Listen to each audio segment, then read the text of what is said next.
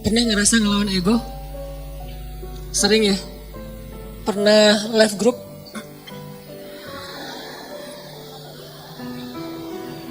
Kadang nggak live group, cuman grupnya yang nge-live kita. Gimana grupnya nge-live kita?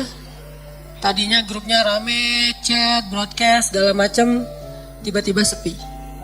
Kenapa sepi? Ternyata mereka bikin grup baru, dan cuman kita doang ya nggak dimasukin nih. Ini namanya bukan live group, grup live kita. Saya pernah ngerasain kayak gitu. Kenapa ini sepi nih? Ternyata bikin yang baru. Adminnya mantan. Enggak, bercanda. Jadi mungkin kita pernah rame sama orang, pernah clash, pernah sakit hati, pernah baper. Apalagi kadang orangnya itu orang dekat kita, keluarga, pasangan, orang tua, mertua, adik kakak, sahabat, yang pasti rasanya nggak nyaman. Kita tuh nggak pengen lama-lama diam-diaman, pasti kayak gitu. Cuman kok nggak ada kekuatan ya untuk bisa memulai bicara duluan, mungkin nyapa duluan, atau senyum duluan, atau say hi duluan, ngejapri duluan. Kok nggak ada kekuatan kayak gitu? Yang terjadi justru kita kayak pasif nungguin dan berharap dia duluan yang nyapa kita. Diam-diam sebetulnya berharap, tapi nggak pengen kita yang duluan. Nah, ini namanya ego nih. Hati kita secara jujur sebetulnya pengennya udah deh nggak usah gini-gini amat, nggak usah diam-diaman terus. Udah deh kita mending netral lagi, biasa lagi, cair lagi dengan geng kita, mungkin geng kecil yang dari SD, SMP, SMA udah barengan. Terus baru pisah, nikah dia duluan, kita tinggal sendiri misalnya. Kan suka kayak gitu tuh, ada baper-bapernya, nggak pengen lama-lama. Tapi yang terjadi udah lebih seminggu, nggak ada yang duluan datang untuk menyapa, karena dua-duanya menjaga ego. Berat rasanya untuk ngelawan ego dalam diri sendiri. Ini sering terjadi dalam kehidupan kita. Dan yang lebih fatal lagi dengan orang tua nih. Sampai kalau dengan orang tua atau dengan mertua lebih berat lagi tuh. Kadang dengan pasangan aja bisa kayak gitu. Kita berharap udahlah cair lagi, ngobrol lagi kayak kemarin. Tapi ada rasa berat pengen yang duluan. Nah, gimana cara kita bisa menjaga melawan ego kita sehingga tetap bisa menjaga silaturahim, menyambung silaturahim, berdamai dengan orang-orang yang dekat dengan kita selama ini ketika ada masalah. Ini pembahasan yang luar biasa penting. Walaupun mungkin kita udah pernah baca hadis-hadisnya, pernah dengar ceramah-ceramah tentangnya, setidaknya hari ini kita pengen refresh lagi semangat kita untuk melawan ego. Melawan ego itu dalam kehidupan kita tuh ada banyak macam, teman-teman. Pertama, melawan ego ketika kita harus mengakui kesalahan kita. Ini berat nih. Mengakui bahwa kita salah itu berat. Dan yang membuat kita sulit mengakui kesalahan kita, walaupun secara jujur di dalam hati kita nyadar kalau kita tuh salah, tapi nggak pengen ngaku, itu pasti ego. Nah, ada satu kisah yang luar biasa, kisah ketika Nabi SAW selesai perang Khaybar. Perang Khaybar itu perang paling besar antara kaum muslimin dengan orang Yahudi di Madinah. Ini paling besar. Dan bisa dibilang perang terakhir Nabi SAW. Setelah itu udah kayak nggak ada lagi perang-perang yang sulit. Ini perang Khaybar. Perang Khaybar, setelah selesai perang, ada beberapa tawanan perang. Salah satunya adalah calon istri Nabi, orang Yahudi. Siapa namanya? Sofia.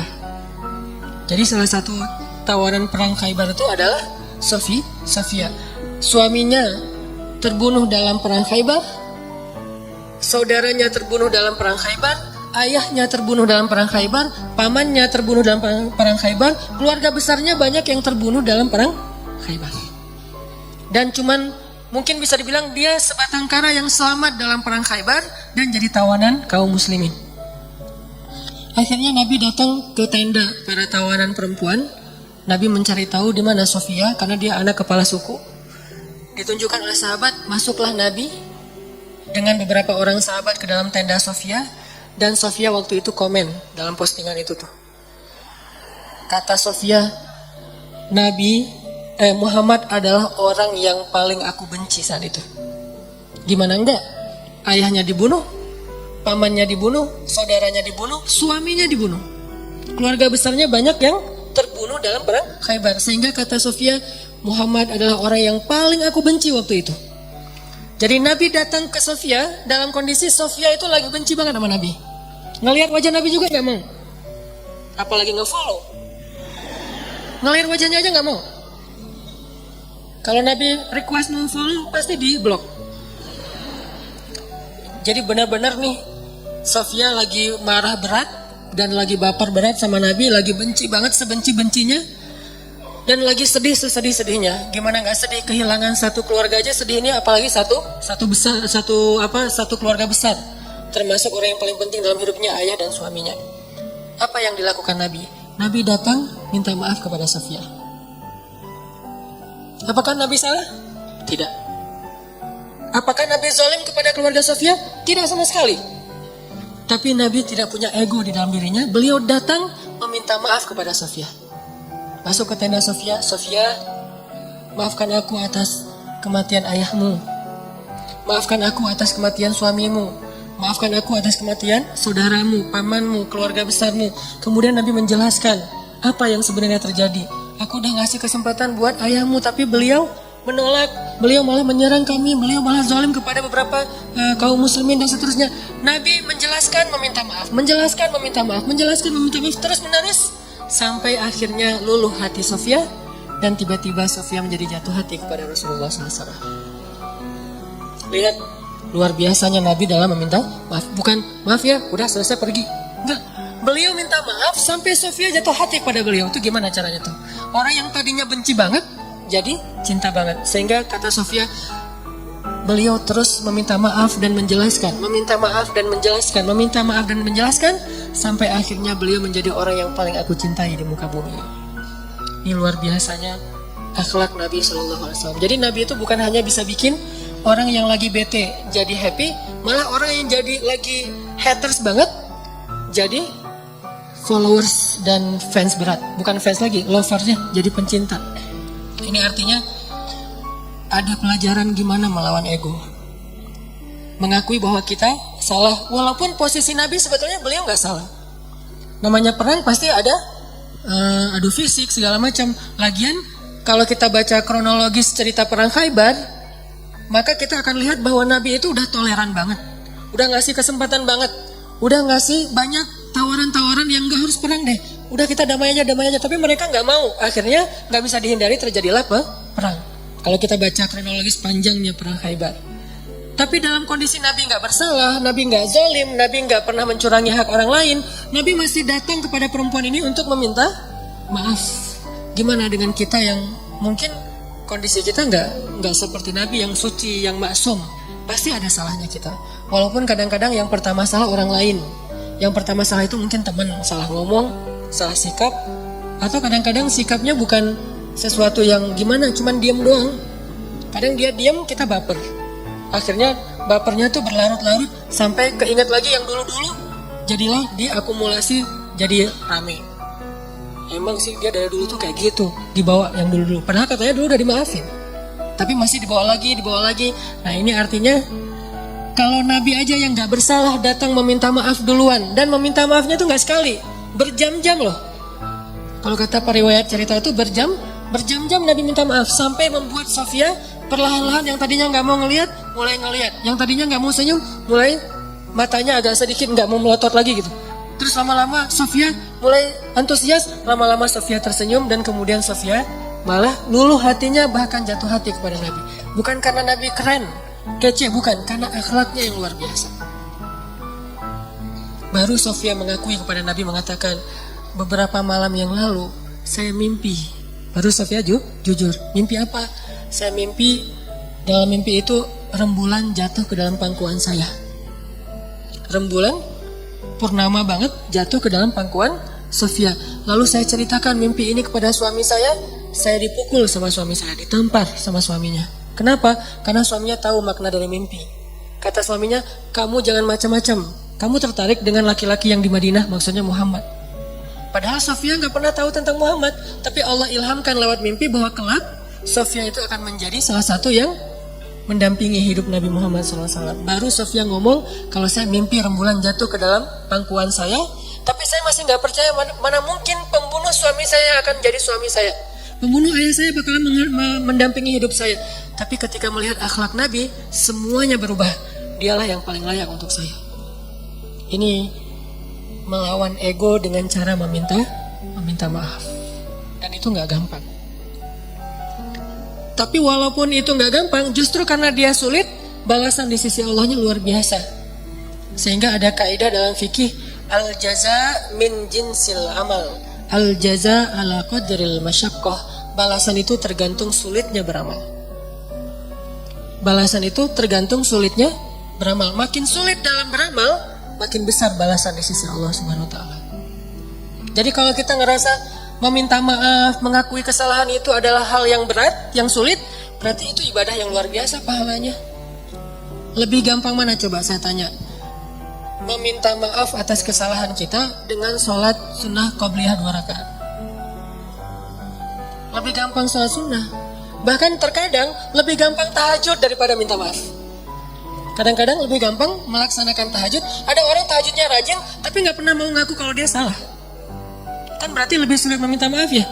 Maka dari itu menjadi salah satu indikasi bahwa meminta maaf dalam kondisi tertentu pahalanya lebih besar daripada ibadah tahajud. Kenapa? Karena dia lebih sulit. Al-jaza'u ala qadril masyaqqah. Balasan itu tergantung tingkat kesulitan dalam beramal. Ada 2 orang yang datang ke masjid. Yang satu jarak rumahnya cuma di sebelah masjid. Yang satu lagi jauh dari masjid. Kemudian kondisinya hujan, sehingga dia hujan-hujanan datang ke masjid dingin, berdiri di saf pertama di belakang imam, barengan nih. Tapi pahalanya beda, tergantung apa? Tergantung kesulitan. Yang satu dekat masjid, pahalanya pahala berjamaah. Yang kedua, jauh dari masjid, pahalanya berjamaah dan effort yang lebih. Begitu juga kita ketika kita ngerasa ada ego yang harus kita lawan. Makin berat ego yang harus kita lawan, makin besar pahala dari ibadah itu. Ini namanya meminta maaf, nggak gampang.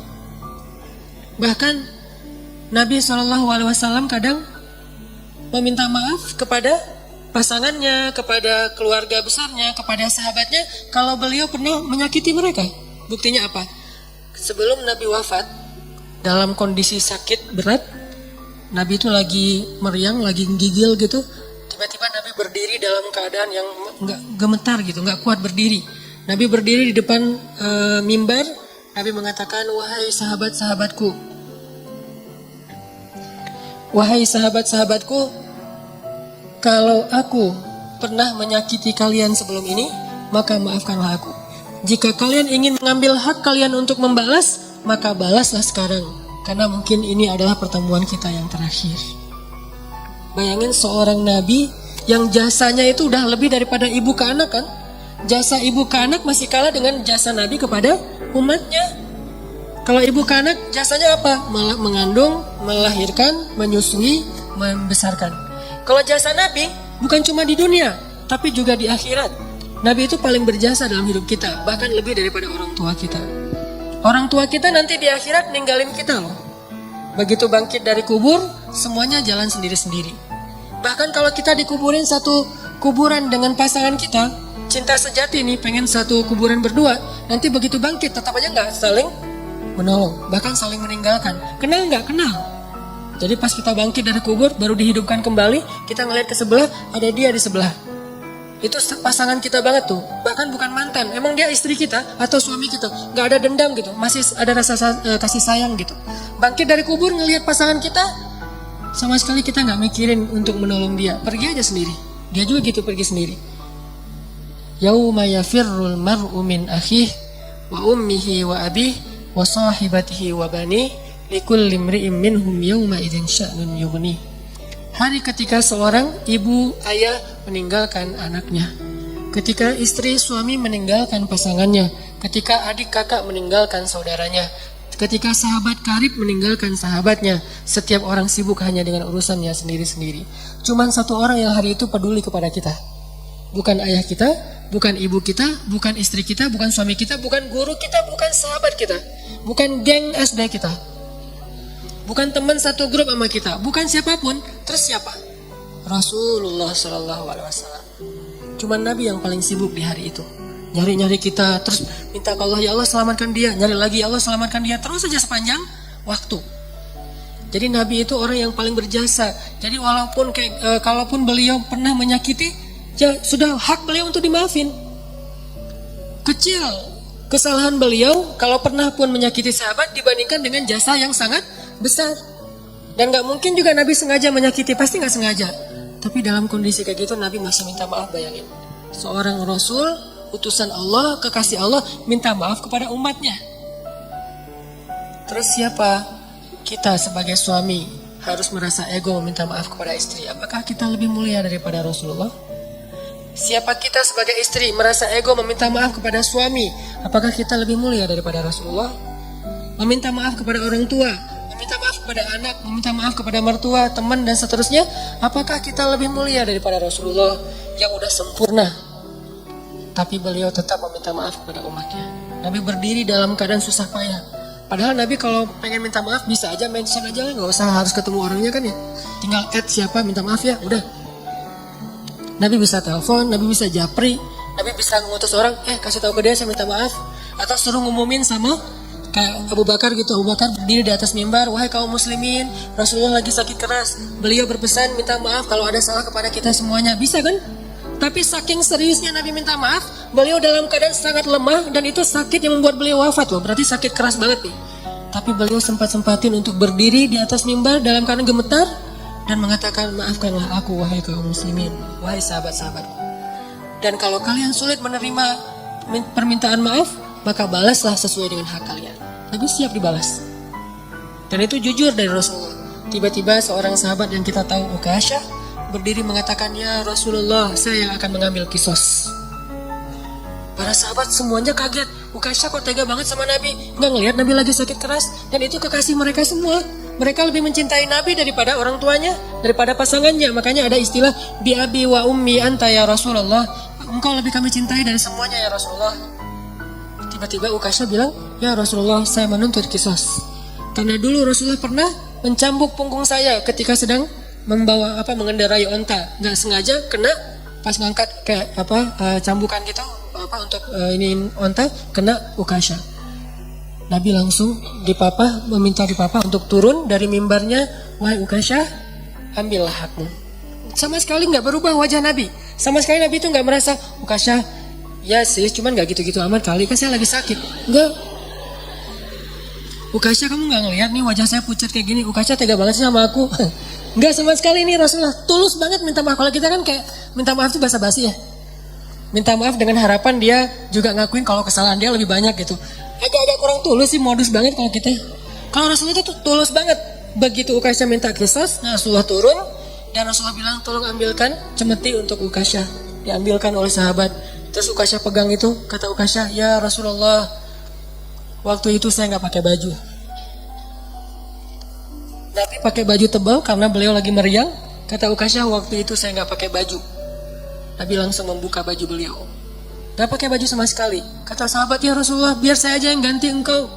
Ya Ukasyah, aku aja yang ganti Rasulullah. Kalau kamu mau tambahin aja 10 kali lipat. Tapi jangan Rasulullah, kami aja yang ganti Rasulullah. Banyak yang jadi relawan pengen gantiin posisi Nabi. Abu Bakar, Umar, semuanya pengen gantiin. Ukasyah diam dan Nabi mengatakan, tidak. Itu adalah kewajiban aku untuk Ukasyah. Itu hak Ukasyah. Minggir, pada minggir semuanya. Nangis sahabat melihat Nabi diperlakukan gitu-gitu amat. Seandainya boleh tuh udah digebukin tuh Ukasyah. Cuman kan gak boleh, karena itu hak Ukasyah ya. Pada sebel semuanya. Pokoknya habis ini kita unfollow semuanya, di blog, gak ada yang boleh ngomong sama Ukasyah. Pokoknya Ukasyah itu harus dikucilkan. Udah pada sebel semuanya sama Ukasyah. Ada yang di sebelahnya, Ukasyah apaan sih lo? Kayak gitu-gitulah. Ukasyah diam aja. Nabi membuka bajunya, nggak pakai baju sama sekali sehingga kelihatan kulit beliau yang bersih, badan beliau yang mulai kelihatan beliau lemah banget, sakit. Lalu Ukasyah mendekat, Nabi bersiap dan Nabi udah pasrah. Kenapa? Karena Nabi tidak mau zalim kepada siapapun. Langsung dibuang tuh sama Ukasyah cemetinya, langsung dipeluk oleh Ukasyah, dicium punggungnya Nabi oleh Ukasyah. Nabi kaget, Ukasyah ada apa? Ukasyah ada apa? Sahabat juga kaget, apa-apaan sih ini? Makin kaget gitu. Jangan-jangan kalau zaman sekarang mah, oh ternyata Ukasha melukin Nabi erat banget dipeluk. Terus kata Ukasha, ya Rasulullah, masalah itu jauh-jauh hari udah saya lupakan. Saya nggak, itu mah nggak penting. Kalau Nabi mau cambukin aja lagi saya 1000 kali, nggak masalah buat saya. Saya hanya pengen kali ini karena Nabi bilang pertemuan terakhir, maka untuk terakhir kalinya saya pengen menyentuh kulit Nabi Muhammad SAW. Tapi nggak usah gitu-gitu amat juga ya kali ya kalau bahasa kita mah. Ini agak-agak unik nih caranya nih. Cuman Allah alam ya kondisi waktu itu, jangan menjudge sejarah. Yang jelas Ukasha meluk, terus Nabi mengatakan kulit yang bersentuhan dengan kulitku maka Allah haramkan dari api neraka. Yang lain pada heboh, ya udah ikutan, heboh gitu. Sambil meluk, sambil selfie, ada yang pengen update status gitu kalau zaman sekarang. Kan nggak lupa ya kemana-mana bawa handphone, sadar kamera banget. Lihat gimana Rasulullah SAW itu serius minta maaf. Padahal salah apa sih Nabi kepada umatnya? Kalaupun ada juga nggak sengaja, lagian jasa beliau jauh lebih besar, tapi masih mau minta maaf. Dan minta maafnya tuh bukan nunggu sembuh, bukan nunggu sehat. Dalam keadaan sakit keras juga beliau datangin orang untuk minta maaf. Artinya seandainya Ukasha nggak ada di situ, Nabi datangin tuh rumah Ukasha minta maaf. Bukan ditelepon, didatangin orangnya. Didatangin orangnya buat apa? Meminta maaf. Apa yang membuat Nabi begitu luar biasa bisa melawan ego beliau? Iman. Obat ego itu adalah iman. Karena beliau yakin semua yang terjadi di dunia ini nanti akan dipertanggungjawabkan nanti di akhirat. Dan di atas pertanggungjawaban itu ada satu hal lagi. Karena meminta maaf itu adalah salah satu ciri hamba yang dicintai Allah Subhanahu wa taala. Allah tuh cinta banget sama hamba yang senang meminta maaf, baik kepada Allah ataupun kepada manusia. Allah senang banget. Makanya ada istilah li'ajlika rabbi. Apa arti li'ajlika rabbi? Jadikan semua yang kita lakukan itu ini untukmu ya Allah. Kalau karena Allah agak-agak mainstream ya, bahasanya agak kurang berasa. Untukmu ya Allah. Jadi kita meminta maaf. Kenapa saya harus melawan ego saya minta maaf? Ini untukmu ya Allah, saya meminta maaf. Ini untukmu ya Allah, saya memaafkan. Ini untukmu ya Allah, saya menahan amarah. Ini untukmu ya Allah, ini untukmu. Semua yang kita lakuin dalam kebaikan-kebaikan di dunia tuh, coba kita niatkan, ini untukmu ya Allah. Kalau bukan karena engkau, saya nggak akan sanggup melakukan ini. Jadi bukan untuk suami, bukan untuk teman, bukan untuk orang tua, mertua, bukan untuk orang lain, tapi untuk Allah. Coba niatkan itu. Insya Allah akan lebih ringan. Kadang-kadang yang buat kita ego dan ngerasa berat itu kan ngerasa bahwa ini untuk orang itu ya. Udah dia jahat ke saya tuh saya maafin, enak banget. Kalau untuk dia kita ngerasa agak-agak kayak rugi gitu. Tapi kalau untuk Allah, ini untukmu ya Allah. Saya melakukan hal yang berat kayak gini. Niatkan untuk Allah bukan untuk orangnya. Maka insya Allah Allah akan melapangkan dada kita. Minta maaf.